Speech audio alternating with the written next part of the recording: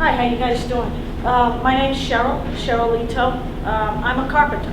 I've been a carpenter for 26 years, and I started out as an apprentice. And what I'm going to talk to you about is the apprenticeship program. Now, I am going to speak specifically about carpentry, but what I want you guys to know, because a lot of people don't know what an apprenticeship is. I want you to know, if you're not interested in carpentry, but you're interested in sheet metal, ironwork, electrical, plumbing, all of those trades have union apprenticeships that operate very similarly to the carpenter's apprenticeship. Okay? So I can only answer questions about the carpenters, but if you decide you're interested in something else, look up the apprenticeship program for that union, because this is a deal you can't beat. All right? I'm assuming you folks are here because you don't want to go to college. Or maybe you can't even afford college, and that's fair enough. I get it, I understand. But better, if you like to work with your hands, you want to think about having a trade. Now, I'm going to introduce myself, I'll talk a little bit about it, but when you come to my table, I'll have a video running, and you can see the kind of work that we do. Because sometimes you just say carpentry, and people think, oh, build houses, or decks, or kitchens, or something like that. We do a lot more than that. As I was driving down here from Massachusetts, I was looking at all the highway work on 84. That's all something that we as carpenters do as well. Okay? But I want to talk to you specifically about apprenticeship, because you folks, this is called ready to work, right? You want to graduate and go get a job and get some money that's going to at least help you pay some rent if you get, booted out the house, or get that car, or whatever it is you need. If you go to, McDonald's or Dunkin' Donuts or something, you're really not going to make much money, okay? And McDonald's and Dunkin' Donuts, they're not going to give you necessarily skills that can, promote you throughout your life, okay? So what is an apprenticeship? That's an opportunity to learn a hands-on skill. And again, I'm going to talk about carpentry. So when I started, I was in art school.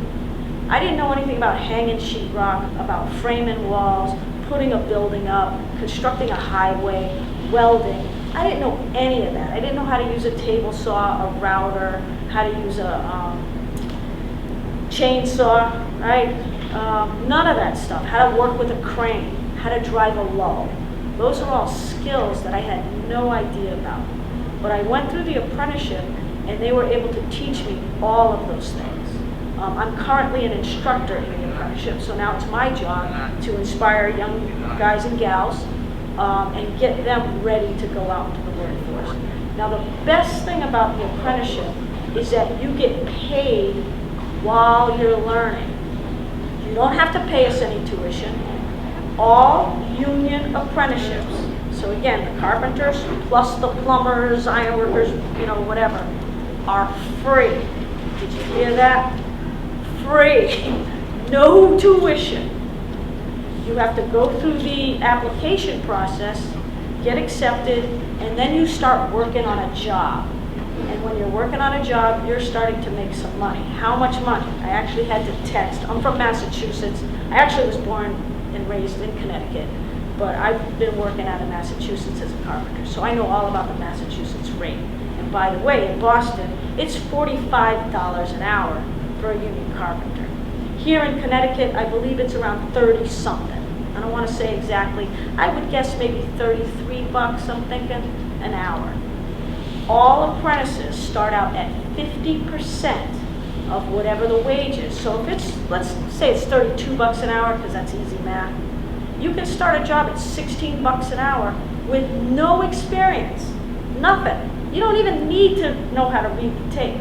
It's a good idea if you do, because it'll help you out. But we're expecting a first-year apprentice to have 0 experience, 0 skills.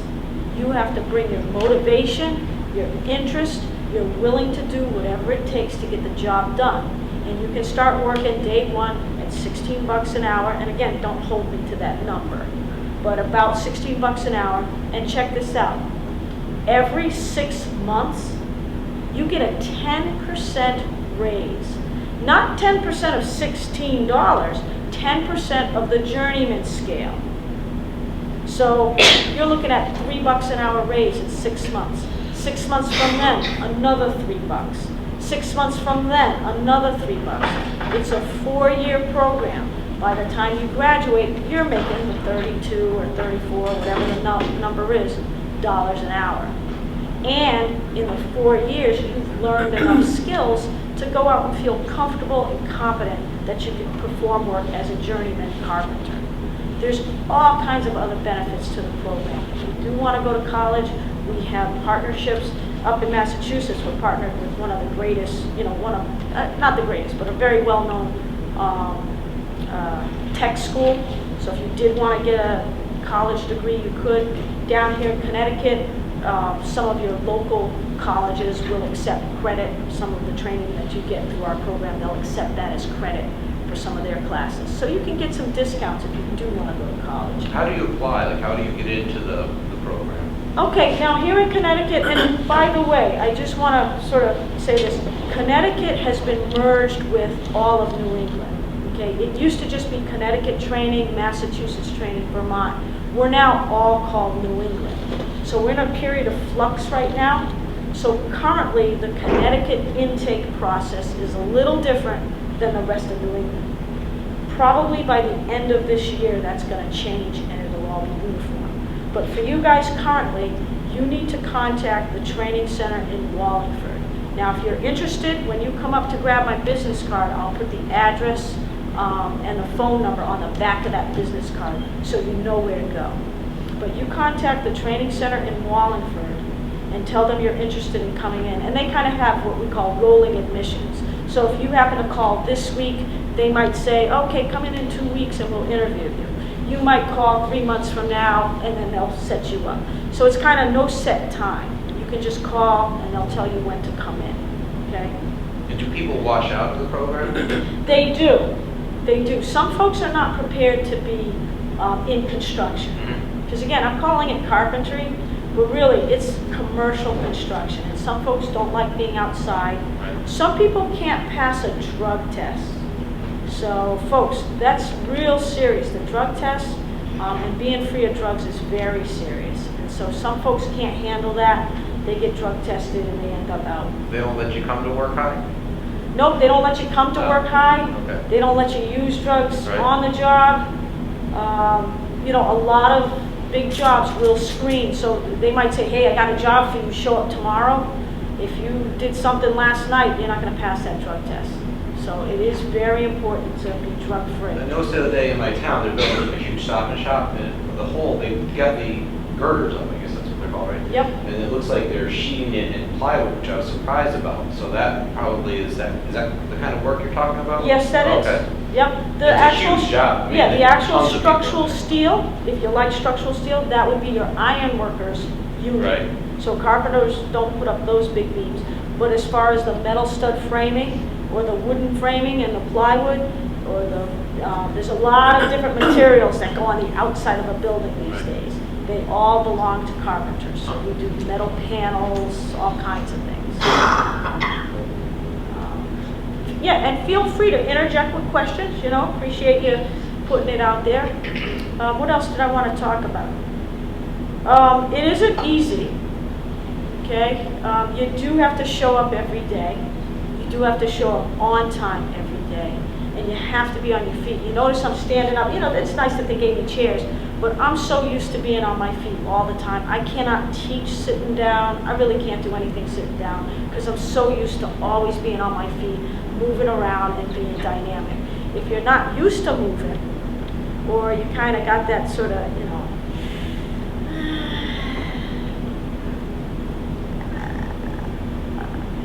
that's not going to cut it.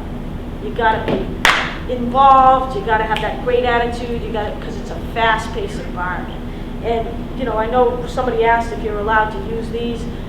Break yourselves of the habit, because bosses don't like to see someone standing in the corner arguing with their girlfriend on this when they're paying you $16 an hour to be doing something else. So those are some of the bad habits sometimes people bring to the job. But if you bring the right mindset, they're going to train you, and you're going to grow, and you're going to develop. And the next thing you know, you're going to be like, wow, I can build something all by myself.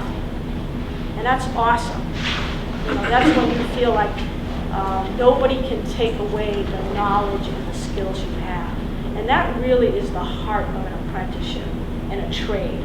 You know, sometimes people can, again, I don't mean to sort of disparage Dunkin' Donuts and McDonald's. I don't mean to disparage them at all because there are jobs out there for people. But you kind of get into doing the same thing every single day, punching a register or whatever. And then the opportunity to grow and be creative may not be there. And what you learn there may not be able to transfer out into your everyday world and other things you do. But when you have a skill, when you learn to build something, first of all, people come out of the woodwork. Can you build a shed for me? Can you help me with my door? Can you fix the stairs? So now you're involved with your family and friends, and you're doing something they can't do, and they're amazed by your skills. But the second thing is, if your boss gets rid of you, maybe the job wound down, or maybe there just isn't another project to go to, and you end up not being employed, you still have those skills. So you can go create a job and make some money while you're looking for the next project to start. You can go ahead and build that deck for your neighbor, or you can put the addition on your uncle's house because you have the skills, and then make some extra money doing that. So that's what I really love about this. In commercial construction, you don't make furniture, but I make furniture because I took my skills to that level. And people ask me, can you make this for me? I'll pay you for it. And I'm at a point in my life where nobody can afford me, so I don't do that kind of work for people anymore. But it's nice to have developed the skills where I know I can build anything I want. I don't want to, drag on too long. I'm very passionate about what I do. I also do information sessions, and I always tell anyone I meet that my decision to become a union carpenter remains to this day the single best decision I've ever made in my life. I talked about wages, but there's benefits on top of that. I'm going to retire in 6 years, and by the time I'm 65, because I'll be retiring at 56, I'll actually be a millionaire. You ain't going to get that anywhere else. Well, good morning, guys. And it's kind of nice that I went right after you because I work for an agency. It's a federal agency that basically it's all about work. My name is Sherry Guerrera, and our office is in Waterbury. I'll first tell you kind of a little bit of my background, and then I'll tell you what our agency can do in helping you, leave high school and find work or get into that work. My training is as a counselor, kind of like a guidance counselor. So I have training on the college level in career counseling, but also with medical aspects, because my title is considered a vocational rehabilitation counselor. And what that basically means, I work with young adults and helping them see the kind of interests you have and matching them with your skills, okay? And I work with individuals that might need some extra help finding work. So individuals that might have a learning disability, or individuals that might have attention deficit disorder, that might get in their way or might perhaps prevent them from doing a job that you want to do or a career that you want to get into. But what I love about our agency, because I've been with our agency for many, many years, is that we're all about employment. We want young people to be independent. We want you guys to be able to get a car, perhaps to get an apartment with a roommate, and get out of the house. And that's what I love about our program, because our program is run by people working, and their taxes that they pay, like your parents pay federal taxes. It helps our program help other people, okay? It's all about being independent and self-sufficient, okay? And you guys, most of you are seniors, you said? Some of you are not, right? So you're at the cusp now. You have to, not that you make a decision today, but this is why these kind of programs are really wonderful, because you can see what else is out there besides just working at the McDonald's, or you have some options, okay? And with our agency, we work with like the carpenters unions. We work with certificate programs, like in colleges they have certificate programs or trades, and we sometimes, if someone's working with us, because it's a program that we work with students and helping them, guide them to find the kind of career they want to get to. A lot of times we can help with financial aid. Like you know, right now with the carpenters, this is free, but sometimes we help with extra tutorial support to get through those kind of math programs or the math that you need to get eligible. And whether it's in a program like we are talking about, or like a community college program, or even just a trade program that you do at an adult ed technical school. Many times we've worked with Cater Tech, Oliver Wilkett Tech, and helping the young adults get through their program, but giving them some extra supports to get through the program. Because there's going to be theory, plus also hands-on work, training as well. So our agency, my agency is called the Vocational Rehab Services. And again, the heart of what we do is all about the jobs. So many of you might just want to get a job right after, no training or anything. And if you qualify for our program, and I have some information about what that would take, and I also have some other vocational information here, we do a lot of just direct job placement assistance. But also we do training on the job. It's kind of like an apprenticeship program where we work with an employer, because we have employment consultants that we work with, who all their job is to find employers for perhaps you guys. Say if you want to get a job in auto body. So we'll be looking out there for a job in the auto body field. We would approach that employer and say, you know what, we have an individual that has a real interest. We'll pay you, that employer, to train that student on the job. It's a really, really nice program because it's a win-win. The employer gets to see you work, right? Then you get paid, kind of like apprentice, you get paid while you're working through our program. And many times it works out well because then you end up getting a job there. If you show up, if you try your best, and some of those positive behaviors that you need to have on the job. And we've done many of those on-the-job training in different fields, and it's worked out well for many young individuals who really, college is not with their interest, not even certificate programs, but they want to learn, and they can learn best by hands-on training right on the job. And again, you can move up quickly as long as you have the good positive attitude. Right now I have several students that are in the auto mechanic fields. They're working like a small pop garage near their home. They have to have a driver's license, of course, if you're going to get into automobile kind of work, automotive work. But they're making $15,000, $16,000 an hour. And they have their high school diploma. And again, they're just starting out, and they're going to grow because the employers are really happy with them. Okay? So again, our program, it's a federal program. Your parents pay for our program to exist. And I'm trying to reach out to young individuals because many parents, and it's kind of like you don't know about our program, and I would love to see some of you guys, ask me questions afterwards so maybe we can help. And what we found in the past is students that are in special education, a lot of times they'll connect up with BRS before they leave just to start the process. Right. And then the BRS takes over after high school. Right. That's typically what happens. Right. And We're then you doing can some help. stuff earlier on now Yeah. through the Level Up program, which is a kind of federal initiative to get to students at an earlier age and help them determine, get a little more job ready.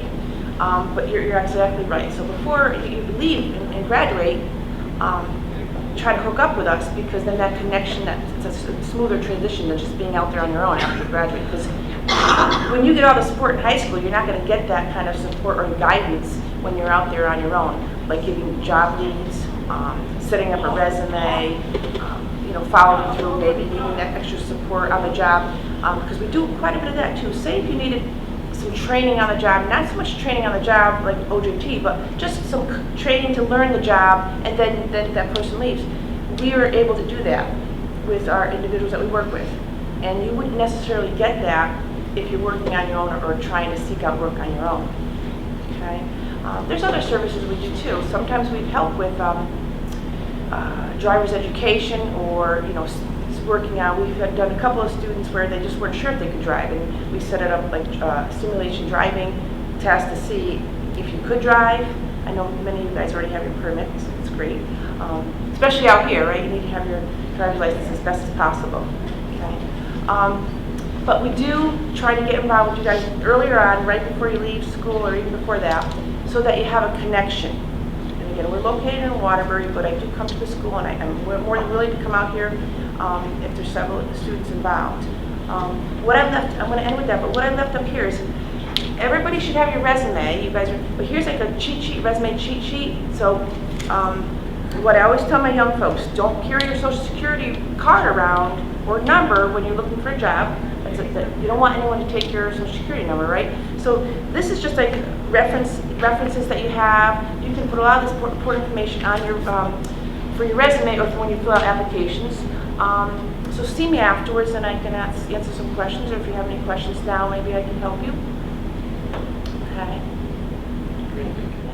Okay, so my name is Christina and I work at Paul Mitchell School in Danbury. Paul Mitchell School is a cosmetology program. The cosmetology is hair, nails, makeup, and skincare. And what I'm going to say, because right now the majority of the people in here are men. Men are very successful in this industry. As a matter of fact, the name alone, Paul Mitchell, the schools, the products were founded by 2 men. The dean of all the schools across the country is a man. Just throwing it out there. It is a female-dominated industry. However, men tend to be very successful in this industry. We have a lot of guest artists that come in that are men. There's a lot of men that own their own barbering salons, specifically for barbering. So there is opportunities out there and good careers for men. But just a little bit about the school. It does take about a year full-time to get your cosmetology license. The state of Connecticut requires 1,500 hours. What I can say is that at our school, 1,300 of them are practical, so again, hands-on, either working on practicing skills on doll heads or in our clinic classroom where guests come in for service. We have a very fun environment. We have a lot of different things that we provide that you can get involved in. Different clubs, fundraising, student council, things like that. So even though the program is really packed into 1 year, there are a lot of opportunities to get involved in other things. And we do provide training as far as professional development, personal finance. We want our graduates, our future professionals, we want to be career ready, but we also want you to be life ready. So we do prepare, we do work with graduate placement, different areas that you might want to work. And one of the other things that I do like to point out is, a lot of people think cosmetology and, well, I don't really just want to work in a salon, and that's really not the only option, especially with the Paul Mitchell name. There's a lot of other options in this industry. We had a recent graduate who she wanted to travel, and she's working on a cruise ship. She's working in the salon on the cruise ship, but she's working with different people. She gets to travel. So the entertainment industry is huge for this field, as well as we have a graduate now that's we're trying to place her up at ESPN so that she can do the hair and makeup for the live shows for ESPN. So then there's also, because Paul Mitchell has their own product line, their sales, marketing, business development, and then of course because we have schools, you can become an educator. So there's a lot of different opportunity in this industry. And again, it takes about a year to complete. And it's really fun. It's a really nice environment. What's Yeah. the average cost, or how much does it cost for that year? The cost for the year is right around $20,000. Yeah, but that includes your tuition and fees. That includes your kit, and your kit, I mean, this isn't even like an eighth of it. I mean, it's books, you get an iPad, all the tools you need to be successful, all your nail kit, makeup kit, all your doll heads, so it's a lot. And then that also includes your Connecticut State Board and your license fee. So. And in terms of placements, how does Paul Mitchell help students get placements or jobs? Do they do any career development? We do. We work, one of the books that they get is called Connecting to My Future, and that talks a lot about, resume development. We do classes in that. We have, because of the Paul Mitchell brand, we have a lot of connections with salons all over. And when I say all over, literally, the products are worldwide. I had a recent tour come in, and she wasn't sure what she wanted to do post high school, so she spent some time in France. Must be nice. And she was really looking to go back, and she's like, well, how would you? And I said, well, we have product sales connections in France. So, I mean, truly, it is, worldwide. But we have future professional in action days where we invite salon owners to come in. We will call and set up shadow days, so you can shadow in a salon or in the entertainment industry, whatever the career choice might be. Good.